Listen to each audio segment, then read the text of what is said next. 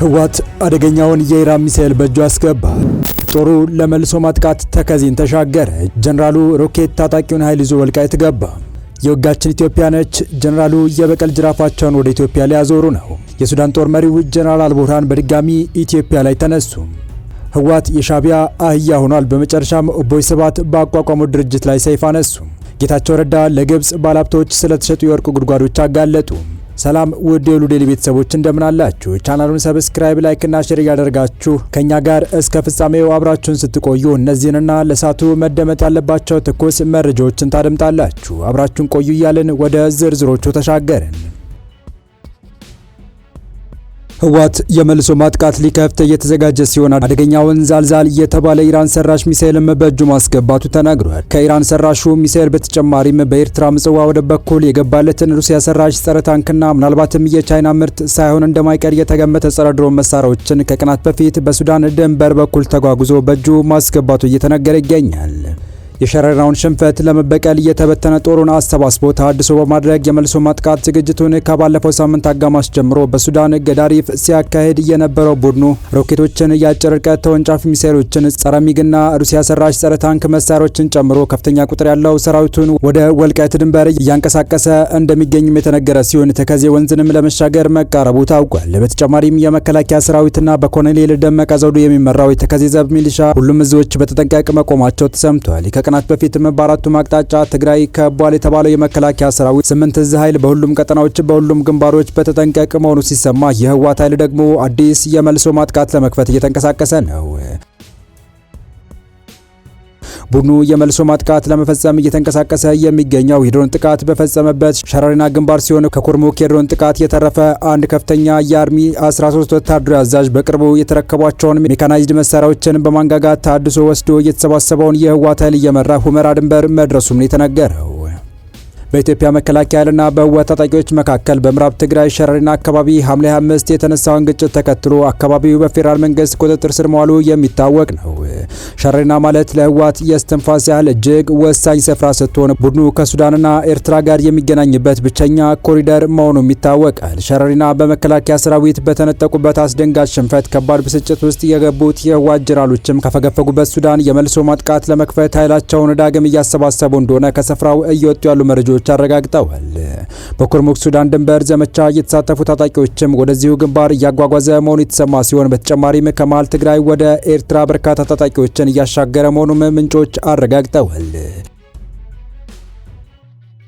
ወታደራዊ መልሶ መደራጀቱ በዚህ ሳይቆም ከሱዳንና ግብጽ ኃይሎች ያገኛቸውን አጭር ርቀት የሚወነጨፉ ሮኬቶችንና ሚሳኤሎችን እያዘጋጀ ሲሆን ጸረ ሚግና ጸረ ታንክ መሳሪያዎችንም እንዳዘጋጀ መረጃዎች ያሳያሉ።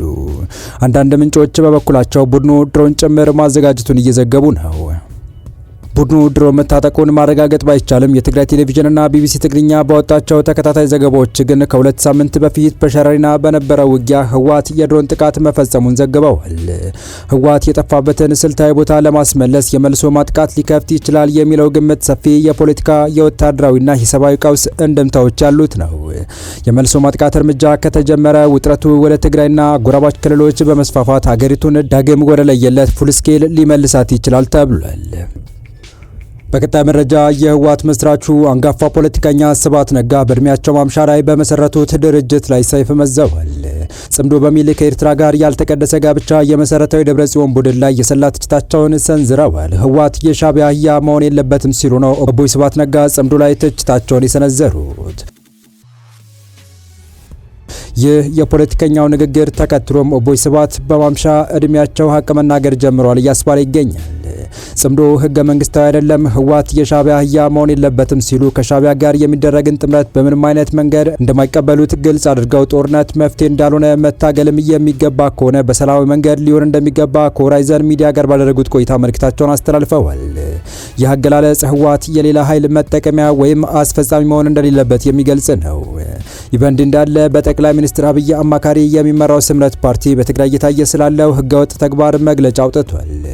ክልሉ ለከፍተኛ ውድቀትና ምስቅልቅል ተዳርጓል ሲል ነው ስምረት ፓርቲ የገለጸ። የዲሞክራሲያዊ ስምረት ትግራይ መግለጫ ዋና ዋና ነጥቦች በፕሪቶሪያ ስምምነት የተዋቀረው ጊዜያዊ አስተዳደር በኃይል መገልበጡ ክልሉን ለከፍተኛ ውድቀትና ምስቅልቅል ዳርጎታል።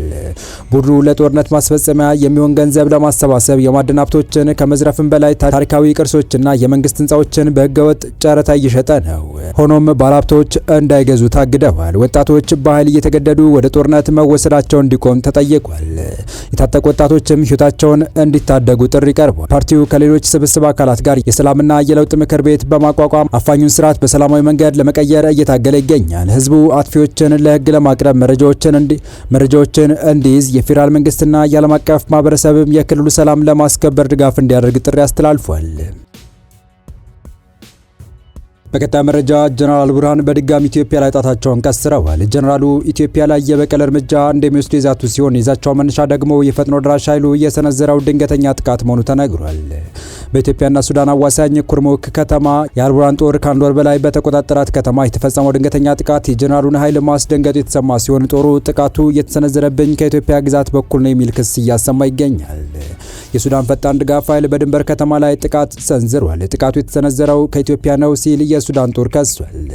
የሱዳን ፈጣን ድጋፍ ኃይል አርኤስኤፍ ማክሰኞ ዕለት በብሉ ናይል ክልል በሚገኘው የጊሳን የድንበር ከተማ ላይ ጥቃት መሰንዘሩን ቡድኑና የአካባቢ ባለስልጣናት ገልጸዋል። የሱዳን ሰራዊት ምንጭ በበኩሉ ጥቃቱ የተሰነዘረው ከኢትዮጵያ ግዛት ውስጥ ነው ሲል ለኤፍፒ ከሷል። የዓለም አቀፍ የስደተኞች ድርጅት አይኦኤም እንደገለጸው ይህ ግጭት አዲስ መፈናቀል ያስከተለ ሲሆን በዚህም 2500 ሰዎች ከጊሳን ተፈናቅለዋል። የተባበሩት መንግስታት ድርጅት ኤጀንሲው የስደተኞች ሁኔታ የሚከታተለው ቡድን የደህንነት ሁኔታ በማሽቆልቀሉ ምክንያት 500 አባወራዎች መፈናቀላቸውን አሳውቋል። አብዛኞቹ ተፈናቃዮች በጌሳን አካባቢ ባሉ ሌሎች ቦታዎች የተጠለሉ ሲሆን ሌሎች ደግሞ ድንበር አቋርጠው ወደ ኢትዮጵያ መግባታቸውን አይኦኤም ገልጿል። ኤጀንሲው ሁኔታውን ውጥረት የነገሰበትና ተለዋዋጭ ሲል የገለጸው ሲሆን ቡድኖቹ ሁነቶችን መከታተላቸውን እንደሚቀጥሉ አስታውቋል። የጌሳን ባለስልጣናት የሱዳን ሰራዊት በአርኤስኤፍና በአብዱልአዚዝ አልሂሉ በሚመራው በአጋሩ የሱዳን ህዝብ ነጻ አውጪ ንቅናቄ የተሰነዘረውን ጥቃት መመከቱን ገልጿል። አርኤስኤፍ በበኩሉ ጌሳንንና በከተማዋ የሚገኙ ወታደራዊ ቦታዎችን በቁጥጥር ስሩ ማዋሉን አመላክቷል። ሁነቱን በተናጠል የዘገቡት ኤኤፍፒና አናዶሉ በውጊያው ቦታ የተሰጡትን ተቃራኒ መግለጫዎች ወዲያውኑ በገለልተኝነት ማረጋገጥ አለመቻላቸውን ገልጸዋል። ስማቸው እንዳይጠቀስ የጠየቁ የሱዳን ወታደራዊ ምንጭ ከሱዳን መንግስት ጎን የተሰለፉ ኃይሎች ጥቃት አድራሾችን እየተዋጉ እንደሚገኙና ከፍተኛ ጉዳት መድረሳቸውን ለኤፍፒ አስታውቀዋል። ምንጩ አክለውም ጥቃቱ የተሰነዘረው ከኢትዮጵያ ግዛት ውስጥ ነው ሲሉ ከሰዋል። ለቀረበው ክስ ከኢትዮጵያ ባለስልጣናት በኩል እስካሁን የተሰጠ ምላሽ የለም። የሱዳን መንግስት አርኤስኤፍ ከኢትዮጵያ ግዛት ውስጥ ጥቃቶችን ይሰነዝራል ሲል በተደጋጋሚ ሲከስ ቆይቷል። በግንቦት ወርም ሱዳን ኢትዮጵያንና የተባበሩት አረብ ኤሚሬቶች ከኢትዮጵያ ግዛት ውስጥ በተነሱ ድሮኖች ካርቱምና አውሮፕላን ማረፊያዋን ጨምሮ በተለያዩ አካባቢዎች ላይ ጥቃቶች እንዲፈጸሙ አመቻችቷል ስትል ከሳ ነበር። ኢትዮጵያ የአርኤስኤፍ ወይም የኤሚሬትስ ኃይሎች የሚጠቀሙበት ካምፕ አለ የሚለው ክስ ውድቅ ያደረገች ሲሆን የተባበሩት አረብ ኤሚሬትስ በበኩሏ ለታጣቂ ቡድኑ መሳሪያ ታስታጥቃለች የሚለውን ክስ አስተባብላለች። ብሉ ናይል ክልል በሱዳን ጦርነት ውስጥ ዋና የውጊያ ግንባር እየሆነ መጥቷል። የፈጣን ድጋፍ ኃይሎች አርኤስኤፍ በደቡብ ምስራቅ የአገሪቱ ክፍል ያለውን የሱዳን ጦር ሰራዊት ቁጥጥር ለመክታት በሚደረገው ጥረት የመሬትና የድሮን ጥቃቶች እየተጠናከሩ ይገኛሉ። የሱዳን ሰራዊት ሐምሌ 3 ቀን 2018 ዓ.ም በጊሳን ወረዳ በዲም ሰዓድና ያራ አካባቢዎች የተሰነዘረውን ጥቃት መመከቱን አስታውቋል። የሱዳን ጦር ሰራዊት አብዛኛውን የብሉ ናይል ክልል የሚቆጣጠር ሲሆን የሱዳን ህዝብ ነጻ አውጪ ንቅናቄ ሰሜን ደግሞ ለደቡብ ኮርዶፋንና በብሉ ናይል ሰፊ ራስን የማስተዳደር መብት እንዲኖር እንደ አውሮፓውያን አቆጣጠር ከ2011 ጀምሮ ከሱዳን መንግስት ጋር ሲዋጋ ቆይቷል። የተወደዳችሁ የቻናላችን ቤተሰቦች ለአሁኑ ለእናንተ ይመጥናሉ ብታደምጧቸው ታተርፉባችኋላችሁ ብለን የመረጥንላችሁ ዕለታዊ መረጃዎቻችን እስካሁን ያዳመጣችኋቸው ነበሩ።